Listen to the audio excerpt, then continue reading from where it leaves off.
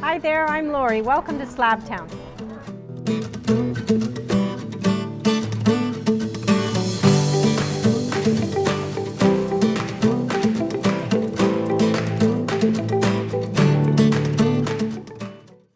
We opened our farm store in August of 2019. We did this because my husband and I love wineries, and we traveled all over Ontario. We found a little piece of every one of our favorite winery and cidery, and we brought it here to Uxbridge. My husband loves cider, so we started this whole venture when in our pool house back at our other home. We brought in our friend Dave, who comes from IT, and we created all the recipes in our pool house. We perfected it, and we came up with our first cider, which is Founder's Dry. From there, we went to blend other recipes, and now right now we currently have about 10 flavors that we offer our visitors here at Slabtown.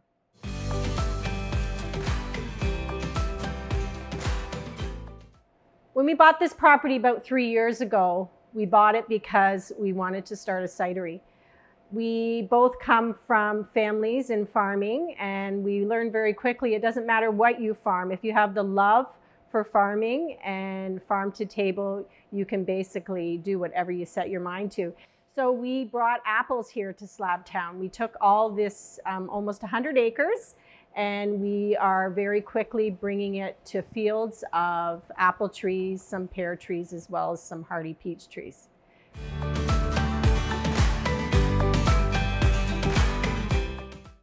When we purchased this property, it was around the same time that an orchard just west of here in a town called Siloam was closing down.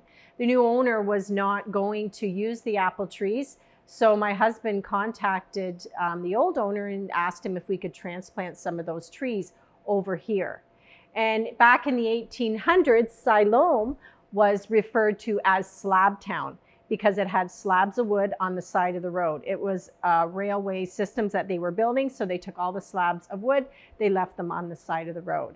So we brought a piece of the history as well as the apple trees over here to Slabtown. And if you come here, you can see the very first trees that we transplanted right at the front of our property.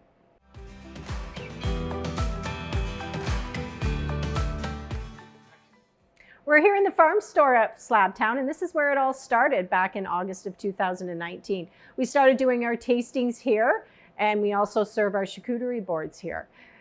And you'll see in our farm store that we do feature various local artists and their items, and people can purchase along, of course, with our cider. The farm store is where we started, but now we're moving on into our bigger building, which is our cider building. And we will have eatery where we will have wood oven pizza. We've partnered with Anina's, and they are helping us build a beautiful eatery with a patio for all of our guests to enjoy.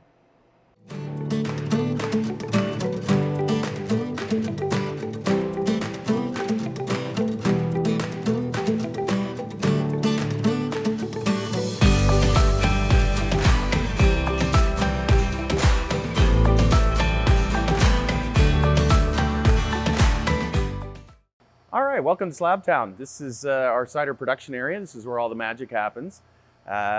All of the process around building the ciders and bringing them out to our farm store and our bar happens down here. We've got a 92-acre property. We've got over 400 varieties of apples. Very large orchard, I think over 30,000 trees in total planted so far. We have a separate building out back where we do the pressing of the apples, and that way it's really good because a lot of the wild yeast that'll happen out in the orchard, we want to keep it separate so we don't cross-contaminate. Yeast is a very important part of the process, so we want to make sure we're in complete control here. When the juice arrives into this building, then we have 3 5,000-liter fermentation tanks here. They have a small chiller jacket on the back that allows us to control the fermentation temperature, so that's really key. We like to do a nice low and slow fermentation, so we keep it fairly chilled, make the fermentation last about 2 weeks. At the end of those 2 weeks, all of the sugar in the natural apple juice has now been converted to alcohol, and then we can move on to the next step. So at the end of fermentation, we'll rack them out of these tanks. We have several different options for resting. We've got some really large resting tanks over here. We'll rest that for about 4 weeks, and that allows a lot of the sediment to come out, makes filtering easier. It also allows some of the phenolics to develop and a lot of the flavor profiles to come back out, because at the end of fermentation, it's pretty shocked in there. So we give it some time to rest, and then we move on to the next stage. Gonna come over here, we can see, again, there's 3 fermentation tanks that we have right now. They can run at different schedules. From there, we'll take them into these tanks, do the resting.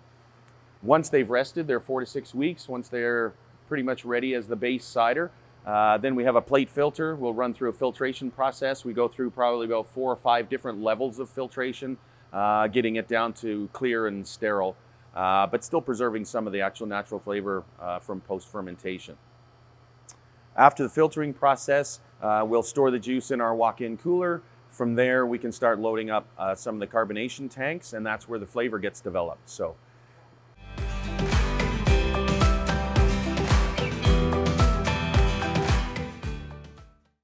Okay, so yeah, once we've got filtered cider, then we can store that. The next stage is really either recipe development and then the flavoring within the tanks themselves. So recipe development, we usually will sit down here, we'll have a crew of people around, we'll try different levels of all the different flavors.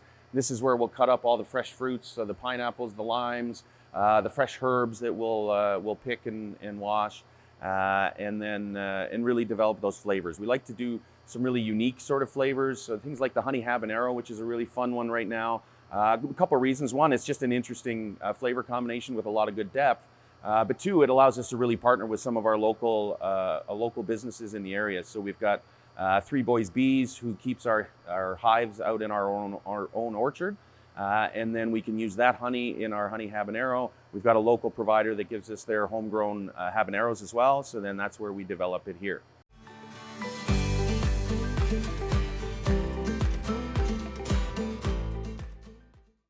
Okay, so over here what we have are the carbonation tanks. And again, because we're small batch craft, we've got some really small tanks, 150 liters per batch. We've got 250 liters and 1,000 liters. And that allows us to create those fresh batches and turn them over very quickly. So the cider that you're buying in our cider stores usually has been made within the last 2 to 3 weeks at most. So it's always nice and fresh. Each batch is always a little bit different. We don't get too technical on a specific recipe. It's all based on just sort of flavor and tasting. And we let it vary a little bit. It's kind of like a wine vintage where, you know, one year is different than another. And I think we pride ourselves in that, having that small batch craft sort of attitude. These are the tanks that have a jacket on them. So the glycol chilling goes in. The carbonation is added at very cold temperatures because it absorbs faster and easier. So these will cold crash down to about 2 degrees Celsius. The flavorings will go in. And after about 24 hours in the carbonation tanks, then you got nice bubbly cider. From there, we take it over to the bottling line. We either fill it into kegs for our own tap room, or we've got the bottling line to bottle it up and put it out in our farm store for sale.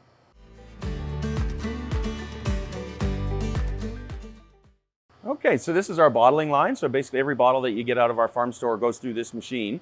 It's called a counter pressure filler, and what that does is helps us preserve the carbonation. So what we're doing is we're spring loaded. We can load up a bottle. We'll fill the bottle with compressed CO2. That allows the cider to pour in without losing all the carbonation.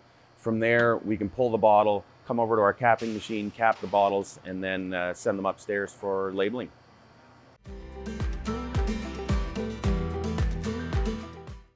All right, so yeah, how I got started. Honestly, I did 30 years in the IT industry doing high growth, fast startup technology, real big in the sales and marketing side of things.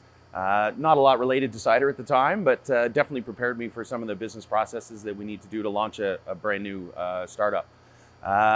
Always planned on kind of getting out of IT by the time I was 50. And then Jay and Lori approached me probably about 2 years ago and said, we want to do this project. And so I said, yeah, I'm totally in, let's do it. I've been a foodie all my life, always into creating good foods, experimenting with different varieties of foods and flavors and spices. So it really lent itself well to here. Once we started getting going here, it just made sense to make some cider. So Ended up going down to Brock University, got certified as a cider maker under the tutelage of Peter Mitchell, who's really one of the godfathers of cider. He's from England, did a really good job. We'd studied it at the microbiology level, got right down to the fine details of how to make really good cider as opposed to just sort of rushing through the process. So yeah, it's just been a fun, complete pivot in my life and career. But yeah, just so much fun.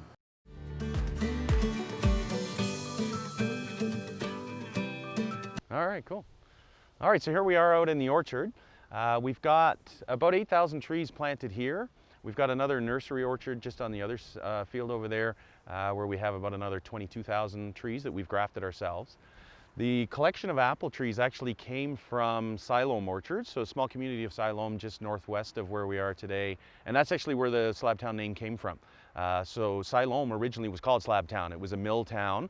In fact, the original wood mill is still on the Mill Run Golf Course property. So we acquired those trees here. It's about 400 tree varieties that we have. We believe it's one of the biggest in Ontario, if not Canada. It gives us a lot of flexibility because we can do a lot of single varietal flavors where we can really highlight each individual apple. We've got a lot of the old English, Spanish, and French varieties of apples, things like the Dabinets, Kingston Blacks, Medaille d'Or, Harry Masters Jersey. So we've got a really great collection out here. We're doing a high density orchard planting here, so the trees are very close together on very specific rows. They're all dwarf trees, so they won't grow taller than about 8 or 9 feet, which is going to make it a lot easier for us for harvesting. Thank you for coming to Slabtown. We hope you enjoyed your stay. Hope to see you again very soon.